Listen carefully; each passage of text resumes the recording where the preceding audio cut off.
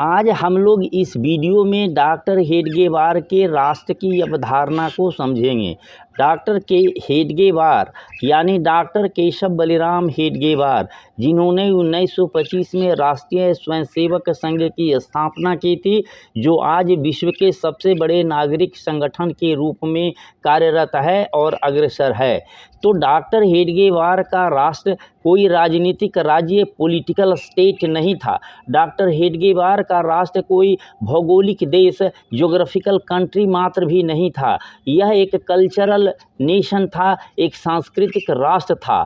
तो इस अवधारणा में यह सामान्य अवधारणा से एक अलग था और इसीलिए इसकी अवधारणा को समझ लेना महत्वपूर्ण है।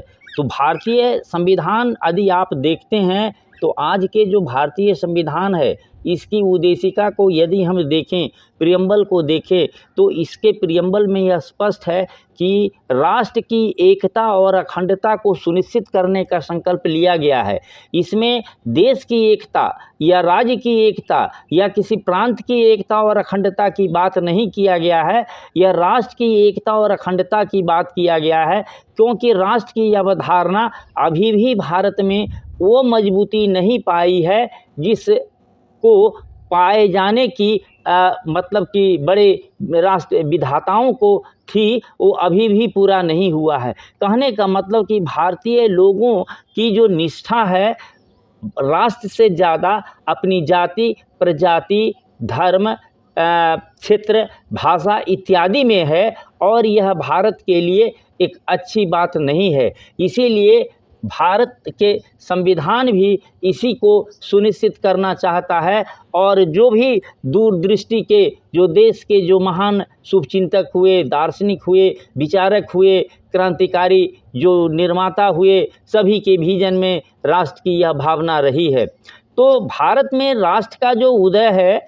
आप यदि देखें तो यह महाराष्ट्र एक मध्य भारत का एक बड़ा क्षेत्र को महाराष्ट्र कहते हैं। यानी एक महान राष्ट्र के रूप में यह अवधारणा अवतरित हुआ था और उसी महाराष्ट्र के क्षेत्र में डॉक्टर केशवराव हेडगेवार का भी जन्म हुआ और वहीं से विकसित हुए। तो यह कहने का तात्पर्य कि भारत में राष्ट्र की अवधारणा छत्रपति शिवाजी महाराज के समय में भी सशक्त हो चुकी थी और अपना वो स्थान लेता जा रहा था।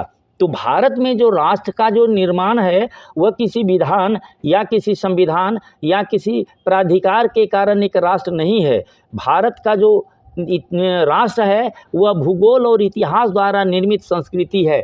भूगोल इसलिए कह रहे हैं कि भारत का जो भौगोलिक क्षेत्र है, उत्तर में हिमालय और तीन तरफ से जो सागर महासागर की जो स्थिति है, एक अलग पहचान है, एक अलग जो मानसूनी एक प्राकृतिक व्यवस्था है, जो एक मानसूनी अर्थव्यवस्था है और इसी कारण से जो है ये एक अलग तरह का राष्ट्र बन चुका है।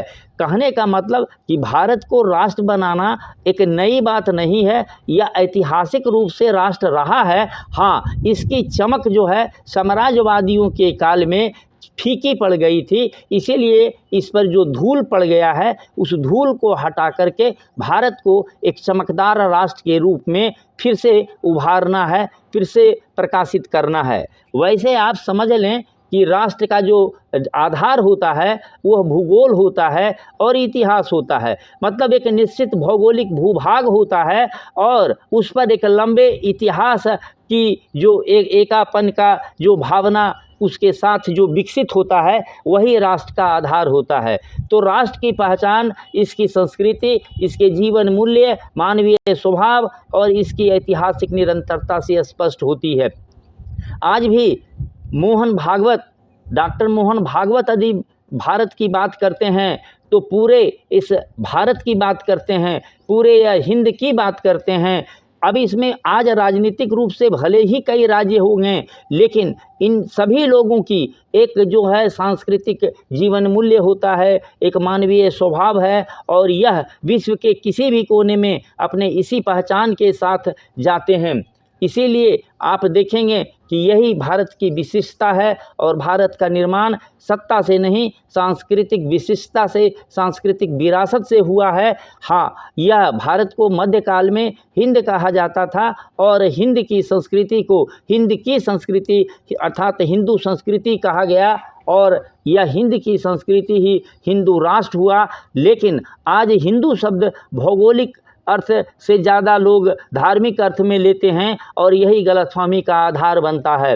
तो डॉक्टर हेडगेवार के अनुसार हिंदू भारत की एक सांस्कृतिक पहचान हुई।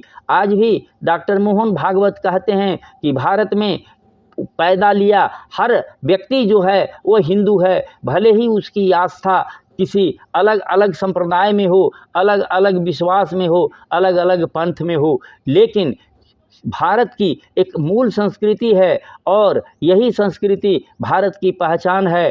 तो ये स्वतंत्रता संग्राम के समय ही कुछ पश्चिम के दार्शनिक, जिसमें आप इटली के प्रसिद्ध जो एंटोनियो ग्राम्सी हैं, उनकी अवधारणा को यदि देखें तो उन्होंने राजनीतिक समाज और नागरिक समाज, दो समाज की अवधारणा स्पष्ट कर दी थी कि राजनीतिक समाज वो समाज होता है जिनकी राजनीतिक पकड़ होती है, सत्ता पर, कानून पर, धर्म पर, शिक्षा पर, बाजार पर नियंत्रण होता है, उसको राजनीतिक समाज कहते हैं। और राजनीतिक स्वतंत्रता मिलने के बाद राजनीतिक समाज को ही फ़ायदा होता है, नागरिक समाज को फ़ायदा नहीं होता है। इसलिए राष्ट्र का निर्माण नागरिक समाज के आधार पर ही हो सकता है, मतलब सामान्य नागरिकों की हिस्सेदारी और सामान्य नागरिकों की भागीदारी से ही राष्ट्र का निर्माण हो सकता है। तो राष्ट्र एक सिर्फ सामाजिक निर्माण का आधार नहीं है, यह एक सांस्कृतिक आधार भी के साथ ही आगे बढ़ सकता है। तो आप देखेंगे कि राष्ट्र विचार जो है यह व्यक्ति, समाज और राष्ट्र की श्रृंखला पर आधारित होता है। इसके पहले व्यक्ति को मजबूत होना पड़ता है, फिर वह समाज मजबूत होता है और तब वह राष्ट्र मजबूत हो सकता है, राष्ट्र एक जीवंत हो सकता है और राष्ट्र एक संगठित समाज की चेतना होता है। इसीलिए राष्ट्रीय स्वयंसेवक संघ कोई राजनीतिक संगठन नहीं है, यह एक नागरिक संगठन ही बना रहा और नागरिक समाज को ही यह आधार लेते हुए, इसीलिए आप पाते होंगे कि राष्ट्रीय स्वयंसेवक संघ को कोई जल्दीबाजी नहीं है। 100 साल का किसी स्थिर उद्देश्य के साथ सफ़र करना कोई मामूली बात नहीं है। इसलिए डॉक्टर हेडगेवार का मानना था कि राष्ट्र का पतन जो होता है यह बाह्य आक्रमण से नहीं होता है, राष्ट्र का पतन लोगों के आत्मिक कमजोरी और सामाजिक फूट से होता है। इसीलिए इन्होंने लोगों के आत्मसम्मान, लोगों के अनुशासन, लोगों के चरित्र और त्याग भावना को राष्ट्र निर्माण का आधार माना और यह आपको संघ की शाखाओं में आपको दिख जाएगा। यह राष्ट्र साझी संस्कृति, साझी ऐतिहासिक बोध और अलग आत्मिक पहचान की चेतना से गठित इकाई से होता है।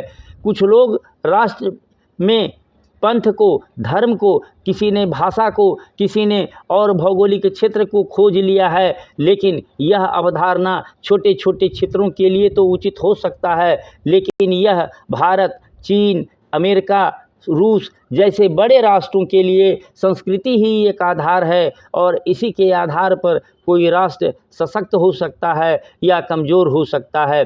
आप देखेंगे कि विश्व के जो बड़े बड़े साम्राज्य भी जो स्थापित हुए, ऑटोमन साम्राज्य या रोमन साम्राज्य, सभी सांस्कृतिक चरित्र की मजबूती के कारण ही रहे और जब ये सांस्कृतिक एकता का क्षय हुआ तभी जो है वो अखंडित होना शुरू हुआ, वह विघटित होना शुरू हुआ। वैसे राष्ट्र की जो वैज्ञानिक अवधारणा है और डॉक्टर हेडगेवार के जो समकालीन थे उसमें आपको एंटोनियो ग्राम्सी भी थे, माओ त्से तुंग भी थे, लेनिन भी थे, जोसेफ स्टालिन भी थे। ये विदेशी थे लेकिन इनका एक क्रांतिकारी एक कदम था जिसके कारण आपको रूस, चीन सशक्त राष्ट्र के रूप में उभरा। तो 1913 में जोसेफ स्टालिन अपनी पुस्तक मार्क्सवाद और उनकी राष्ट्रीय समस्याओं में राष्ट्र की जो परिभाषा दिया वह आज भी सही है और एंटोनियो ग्राम्सी की अवधारणा में और डॉक्टर हेडगेवार की अवधारणा में यही राष्ट्र एक प्रमुख अवधारणा के रूप में स्थापित है। तो राष्ट्र एक ऐतिहासिक रूप से गठित और स्थायी मानव समुदाय है। राष्ट्र एक लंबे काल तक एक साथ रहने से उत्पन्न ऐतिहासिक भावना की एक अभिव्यक्ति है। तो राष्ट्र एक भावना है, इसका भौतिक स्वरूप कोई ठोस वस्तु नहीं है, यह एक इमेजिनरी रियलिटी है, एक काल्पनिक वास्तविकता है जो काल्पनिक होते हुए भी वास्तविकता की तरह कार्यरत होता है और विश्व को प्रभावित करता रहता है। राष्ट्र एक संस्था है, इंस्टीट्यूशन है, जिसमें लोग एक भावना से बंधे होते हैं और सभी संबंधित लोग इसमें भावनात्मक लगाव रखते हैं। हाँ, ये भावनात्मक लगाव के कुछ भौतिक प्रतीक होते हैं, कुछ भौतिक चिन्ह होते हैं, जैसे राष्ट्रीय ध्वज या राष्ट्रीय बहुत से ये जो फंक्शन जो होते हैं, ये राष्ट्र से संबंधित कुछ कर्मकांड होते हैं जो राष्ट्र की भावना को सजग बनाए, सक्रिय बनाए रखने के लिए आवश्यक होते हैं। यह सही है कि राष्ट्र के लिए साझा भाषा होना चाहिए, साझा भौगोलिक common geographical area, common territory होना चाहिए, एक कॉमन आर्थिक जीवन, कॉमन इकोनॉमिक लाइफ होना चाहिए, एक कॉमन साइकोलॉजिकल मेकअप होना चाहिए, एक मनोवैज्ञानिक जो है एक बनावट होना चाहिए, एक सांस्कृतिक एकता होना चाहिए। तो यहाँ भी आप स्पष्ट रूप से देखेंगे कि राष्ट्र में भूगोल और इतिहास की भूमिका बहुत महत्वपूर्ण होती है। तो राष्ट्र के बनने के लिए आप यह महसूस करते हैं कि एक भौगोलिक जो एक साझा जो भौगोलिक क्षेत्र है वह ज़रूरी है, जिसे सरदार पटेल ने भारत के संदर्भ में वह आधार को मजबूत कर दिया था। उसके बाद जो बाकी जो आधार है वो समकालीन और चीज़ धीरे धीरे इस रूप में अग्रसर हो रहा है। तो आप देखेंगे कि डॉक्टर हेडगेवार की जो राष्ट्र की अवधारणा थी वो उस समय वो देख रहे थे, और राजनीतिक स्वतंत्रता से जो राजनीतिक समाज को ही फायदा होगा तो उससे राष्ट्र का निर्माण नहीं होगा। इसीलिए वो राजनीतिक स्वतंत्रता से उतने खुश नहीं थे जितना ये सांस्कृतिक और सामाजिक मजबूती के साथ जो सांस्कृतिक इनको जो आज़ादी की जो चाह थी वो ज़्यादा इनका मुखर था। इसीलिए आप देखेंगे कि देश की यही संस्कृति जो है, एकापन की जो संस्कृति है, यही राष्ट्र है। और साम्राज्यवाद की ये प्रवृत्ति होती है कि अपने अधीनस्थ को खंडित रखे। तो राष्ट्र की जो ऐतिहासिक अवधारणा था साम्राज्यवादियों के काल में, किसी दूसरे पहचान पर उसको भड़काया गया, उसको आधार दिया गया, और हमें अब अपनी आज़ादी के साथ उन साम्राज्यवादी मंसूबों को समझ करके ध्वस्त करना है, और उन सभी जो सांस्कृतिक एकता के जो तत्व भारत के थे उनको एक तरह से जो धूल और जो भ्रम जो उस पर पड़ गया उसको हटा करके फिर उसको उजागर करना है, और फिर भारत को एक सांस्कृतिक नवनिर्माण के साथ एक सांस्कृतिक राष्ट्र का निर्माण करना है। और यही जो है इनका डॉक्टर हेडगेवार का राष्ट्र की अवधारणा थी। आप देखेंगे कि डॉक्टर हेडगेवार आध्यात्मिक दृष्टि भी रखते थे।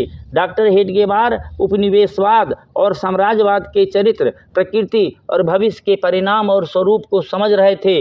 वह भविष्य दृष्टा वह व्यक्ति होता है जो अपनी मानसिक क्षमताओं से उपलब्ध सूचनाओं, विचारों, अनुभवों, भावनाओं और व्यवहारों का संदर्भ और पृष्ठभूमि के परिप्रेक्ष्य में आलोचनात्मक मूल्यांकन कर भविष्य का स्पष्ट दर्शन करता है और उसके अनुसार पूर्व तैयारी करता है। इससे आप यह कह सकते हैं कि उनको ये साम्राज्यवादी चरित्र का आभास था कि यह कैसा भारत देंगे, और यह सही में हुआ कि भारत आज़ाद होते होते भारत को दो फाड़ कर दिया गया और ये भारत को खंडित करने का अपना जो प्रयास किया। हालांकि उनके मंसूबों को सरदार पटेल ने एक तरह से रोक दिया और एक बहुत बड़े भूभाग को, यानी भारत के जो 40% का जो भूभाग था जो भारत से अलग होने के कगार पर था, उसको उन्होंने मिला दिया।